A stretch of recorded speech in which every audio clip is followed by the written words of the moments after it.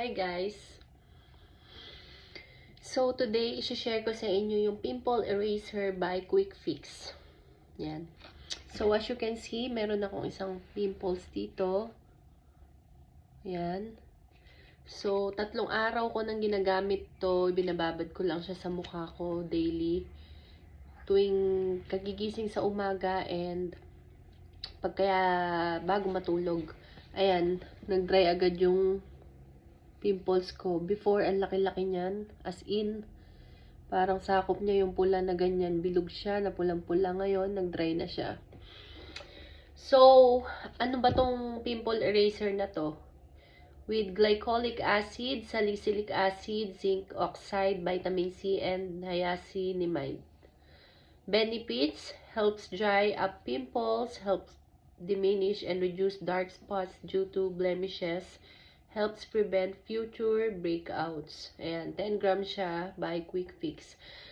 So, matagal ko na itong ginagamit. Tuwing magkaka-pimples ako, ito lang ang hero ko sa mga tagyawat ko. Every time na magkakaroon ako ng paisa-isa, hindi naman ako tagyawatin usually, paisa-isa lang bago lang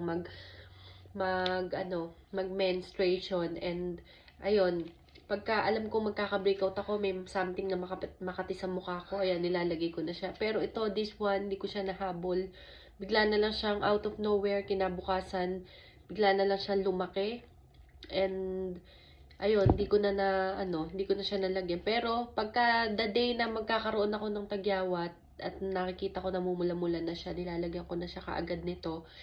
And, ayun, mabilis niyang ma-dry yung pimples mo, hindi na siya magtutuloy-tuloy. Ang ending is magda-dry na siya, ayan, mangingitim. Pero yung pangingitim na normal yan sa ilang araw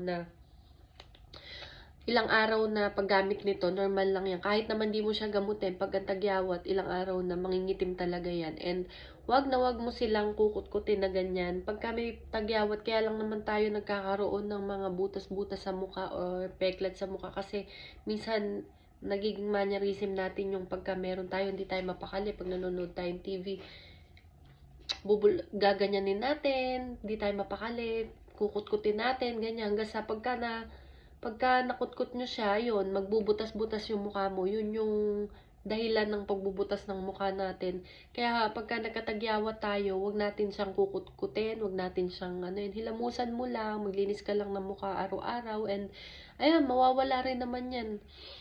Ilang weeks lang yan, mawawala na yan, magfe-fade na yan. Nagkaroon na rin ako dati ng mga, kita mo, nag-fade naman. Ayan, sa bulutong ko yan nung bata ako, pero ito, yung pag nagkakatagyawat ako dyan, ayan, nayaan ko lang, and then maglalagay lang ako nito. At ito, nakakapagpabilis siya magpa-fade ng pimple mark. So, for me, very effective tong Quick Fix na to, pimple eraser. Ayan siya. Fan ako ng Quick Fix ba talaga tawag? na mga products. So, meron din akong sunscreen, ayan. Ito, bet ko tong sunscreen na to kasi siya, para na rin siyang tawag doon, BB cream. Pagka ipinahid mo siya sa mukha mo, parang na rin siya, BB cream.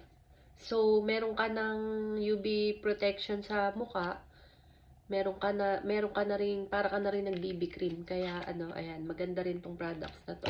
Yan yung mga ginagamit ko. So, yun lang guys. At sobrang sulit ito, promise. It's worth it. Bye-bye.